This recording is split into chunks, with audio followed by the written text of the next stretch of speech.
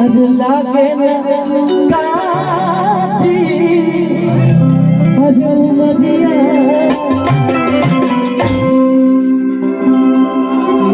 प्रधान जी की ओर तनिक बता का हां प्रधान जी के रोशनी बढ़ जाए कहलत कि सब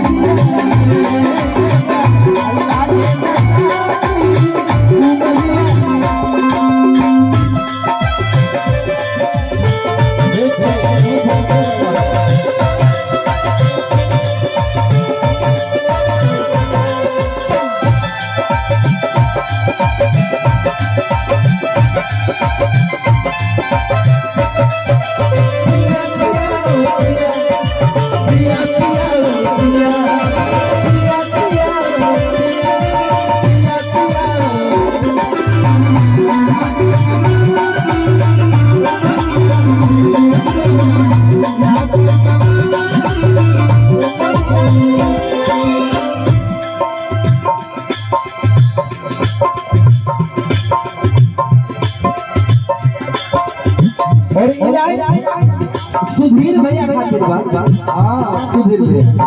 कहत कि का जरूरत फूल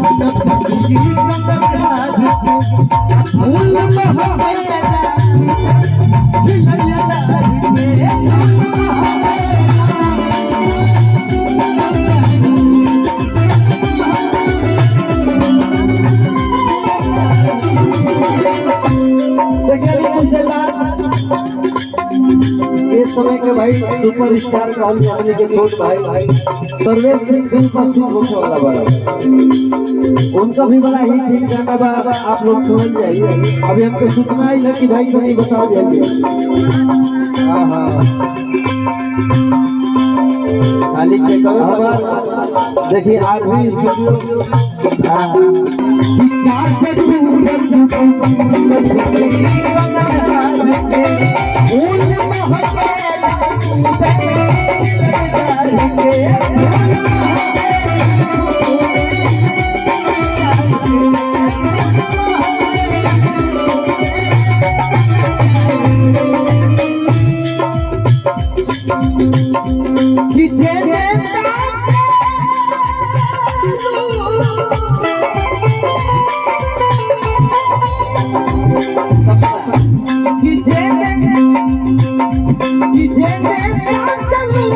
कि